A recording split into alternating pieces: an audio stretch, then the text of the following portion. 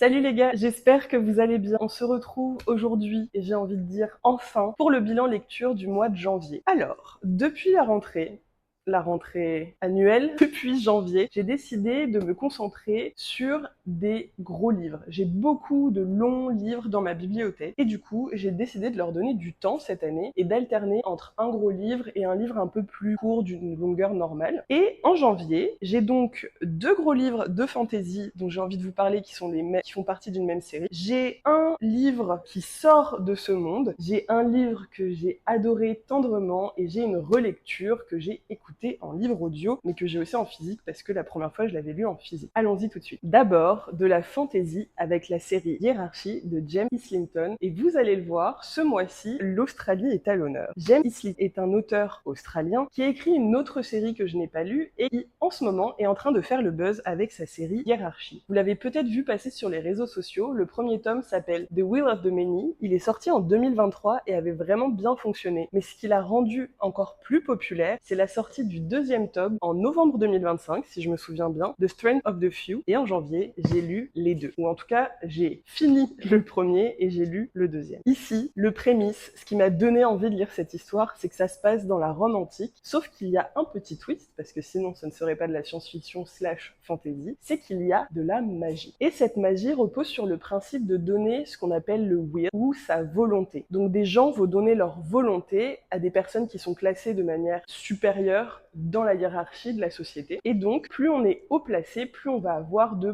pouvoir, de volonté. Et donc, on va guérir plus rapidement, comprendre plus vite, courir plus vite. En fait, nos aptitudes, quelles qu'elles soient, sont multipliées. Et c'est dans ce contexte que nous rencontrons, ou plutôt que nous devenons, Vis Tellimus. Vis est un orphelin qui a tout perdu à cause du système mis en place dans ce livre, qu'il révère, et il souhaite le faire s'effondrer. Et ça, on l'apprend très vite. Et il a aussi une rage qui bouillonne en lui, qui fait qu'il va se battre contre des gens qui sont plus élevés que lui dans la société, ce qui pose problème parce que lui n'a jamais donné son will jusqu'à présent, à l'âge révéré de 16 ans. Il n'a jamais donné sa volonté pour des raisons de valeur éthique et il ne souhaite pas le faire, mais il arrive quand même à les battre. Ce qui pose problème parce que parfois certains d'entre eux ont reçu de la volonté. Bref, dans ce contexte, il va réussir à avoir accès à la population la plus élevée de cet empire. Et là, les ennuis commencent parce qu'on va aller dénicher des complots, on va aller dénicher des problèmes politiques, Je peux même pas en parler, il se passe de choses et que j'ai pas envie de vous spoiler, j'allais dire un truc énorme qui se passe à la fin du premier tome et tout au long du deuxième. Ce que j'ai adoré dans cette série, c'est à la fois le côté romantique, le pouvoir qui est assez subtil, donc j'ai pas trouvé ça trop difficile de suivre, et à la fois assez compliqué dans la façon dont il est abordé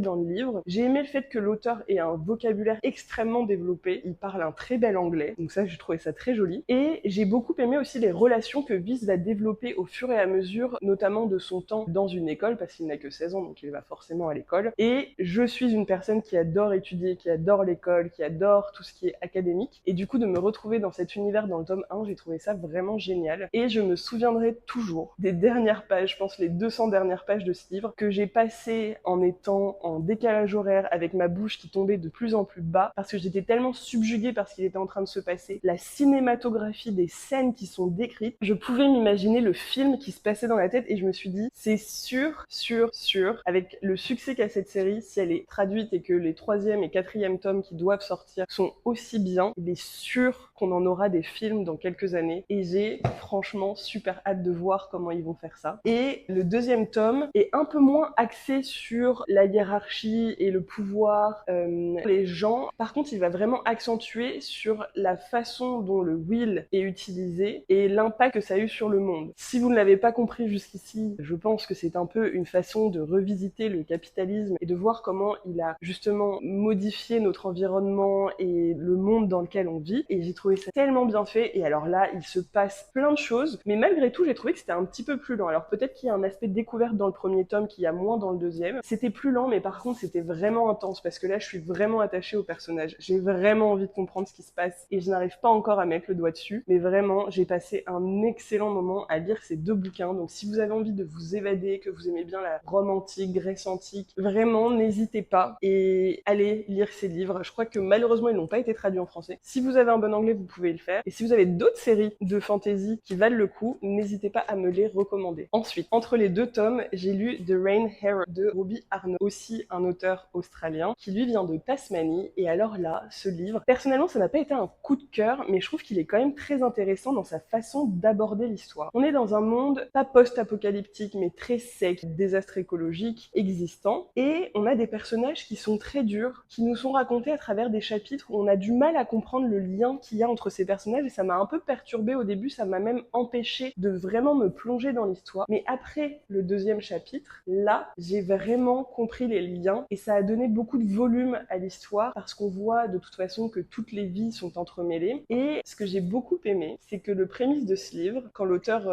le raconte en tout cas en interview, c'est qu'il s'est dit qu'il avait envie de créer un monde dans lequel les fables étaient réelles. Et donc, dans ce livre, vous allez avoir des animaux magiques, des animaux de contes, de fées, qui auraient des pouvoirs, mais qui existeraient vraiment. Et en fait, il les utilise comme une allégorie de la nature, qui va être au contact de l'humain, mais qui n'a pas besoin de lui pour se développer. Donc la nature est indépendante, comme les animaux fantastiques qui sont dans ce livre. Et j'ai trouvé que c'était très intéressant parce que le contact de ces animaux force nos personnages à développer à la fois de l'empathie, du respect, mais aussi d'autres émotions et d'autres valeurs humaines qui sont très importantes dans une société. Et j'ai trouvé que la façon dont c'était développé était assez intéressante, même si ça n'a pas été un gros coup de cœur. Et du coup, j'ai envie de lire un autre de ses livres, parce qu'il en a écrit plusieurs. Suite à ce livre, il a pu devenir auteur à plein temps. Et du coup, il y a celui de Flake qu'il a écrit qui m'intéresse beaucoup. Et ce livre-là est basé sur des fables. J'ai lu les premières pages, et il y a vraiment des femmes qui sont recouvertes de mousse en lien avec la forêt. Ça fait un peu peur, et en même temps, c'est très intriguant.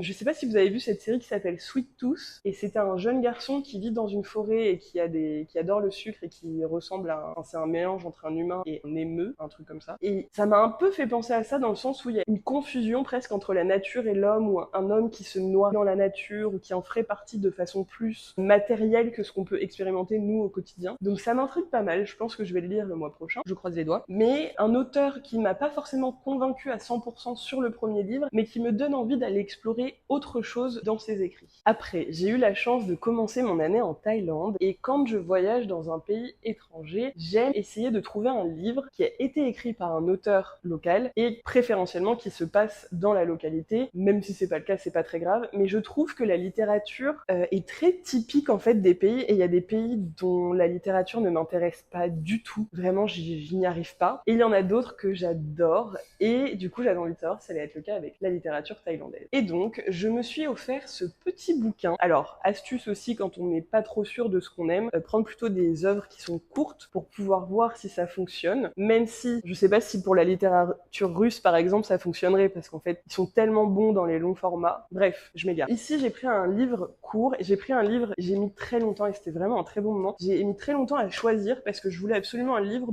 dont le synopsis me donnait envie. Et donc là, on suit un jeune garçon de 5 ans qui s'appelle Campol et qui a été abandonné par ses parents suite à leur rupture. Et c'est la communauté qui va venir s'occuper de lui. Et c'est un livre que j'ai qualifié de livre vignette dans mon journal de lecture, parce qu'en fait, c'est des petits chapitres qui décrivent des parties de la vie de Campol pendant un an et demi, et qui nous montrent comment les gens viennent en soutien à ce petit garçon, chaton. Comment est-ce que ses amitiés se développent, que se passe-t-il dans la communauté. Et en fait, c'est un livre qui est très dur, parce que l'histoire est très dure, d'être abandonné à 5 ans, de voir ses parents qui viennent, qui s'en vont, qui reviennent, qui s'en vont. Il est aussi séparé de son petit frère, ça c'est difficile. Mais à la fois, parce que c'est un enfant, ça apporte une certaine légèreté, et ça apporte beaucoup de douceur en fait à l'histoire. Et c'est vraiment un livre que je garde dans mon cœur très précieusement, parce que je l'ai trouvé absolument adorable. Et c'est un livre, je pense, qui est un très bon candidat à la relecture, d'abord parce qu'il est court, mais aussi parce que toutes les images que ça m'a inspiré, et j'en ai fait un post sur Instagram, mais je vous mets aussi les petits dessins que j'ai faits, je suis clairement pas une artiste, c'était tellement visuel, c'était tellement bien raconté, que je pouvais sentir le soleil, l'ombre des arbres, les petites rues, et le fait d'avoir été du coup à Bangkok, ça aide aussi à imaginer un peu l'atmosphère de la ville. Enfin vraiment, j'ai trouvé ça génial, je ne peux que le recommander. C'est un livre livre qui me laisse avec un énorme sourire sur le visage, qui va très bien avec le titre qui est bright, qui est lumineux, et l'auteur qui est une femme s'appelle Dwa Piwana, et je sais qu'elle a d'autres livres d'elle, et je sais qu'elle a d'autres livres, donc j'irai probablement en lire quelques-uns un jour, mais en tout cas celui-ci, je suis ravie de l'avoir découvert et je ne peux que vous dire de le lire parce que vraiment, c'est un petit bonbon très mignon, tout en étant dur, mais c'est pas une dureté qui est...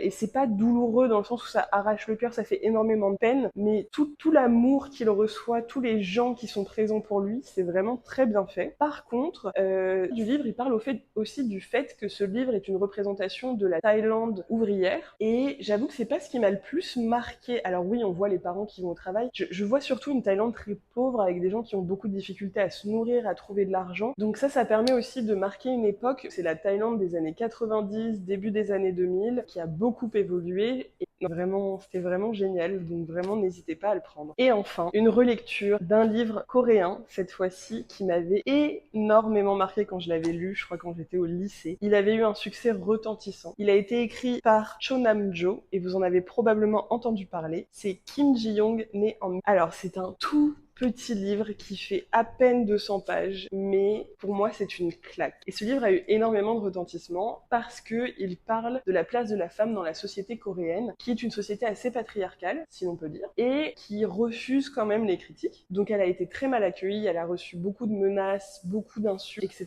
Ça a été très dur à la sortie de ce livre, mais d'un point de vue international, il y a eu énormément de retentissement aussi parce que ça a mis la lumière sur une partie de la Corée et de la vie quotidienne en Corée qu'on ne connaissait pas tellement, ou à laquelle on ne s'était pas forcément intéressé, ce qui est normal quand on n'habite pas en Corée, on ne peut pas s'intéresser à tous les sujets. Mais ici, le principe, c'est qu'on va suivre donc Kim Ji-young, de sa naissance en 1982 jusqu'à l'âge adulte où elle va devenir maman, et en fait tout l'impact des micro-agressions, mais aussi des attentes qu'il y a sur les femmes dans la société coréenne, sur le mariage, sur le fait d'avoir des enfants, d'être présent pour ses parents, sur le travail, le monde du travail qui a l'air vraiment, vraiment très très dur, beaucoup de violence, beaucoup de manque de respect de la part de certains collègues masculins également, et une vraie pression sociale sur beaucoup d'aspects que j'ai trouvé à la fois fascinante parce que c'est pas la culture dans laquelle j'ai grandi, et à la fois effrayante parce que je ne souhaite ça à personne. Mais je dois reconnaître le génie de Cho Nam-jo. C'est une auteure que je garde sous le coude, et j'ai acheté un autre de ses livres l'année dernière, et je me suis rendu compte qu'elle avait un nouveau livre qui sortait en mars cette année, donc le mois prochain. Vous êtes sûr que je vais le lire, c'est sûr et certain. Il sort à la fin du mois, donc je le lirai probablement en avril, mais j'ai tellement hâte. C'est vraiment, j'adore comment elle écrit, et la façon qu'elle a eu d'aborder le sujet est très intelligente, parce que pour ne pas qu'on puisse lui dire, je sais pas si c'était pour cette raison, mais c'est l'impression que ça me donne, pour ne pas qu'on puisse lui dire qu'elle ment ou que c'est faux, elle a injecté dans le livre des données de l'OCDE, des organisations mondiales en fait, sur la place de la femme dans la société coréenne. Donc en plus d'être une histoire impactante, mais qui pourrait être une histoire très personnelle, elle a utilisé des chiffres pour nous sortir un peu de la fiction et nous ramener les pieds sur terre et nous dire attendez, parce que si vous trouvez ça dur, c'est exactement ce qui se passe dans le pays en ce moment. Donc prêtons-y attention. Donc ça, pareil, je ne peux que vous le recommander.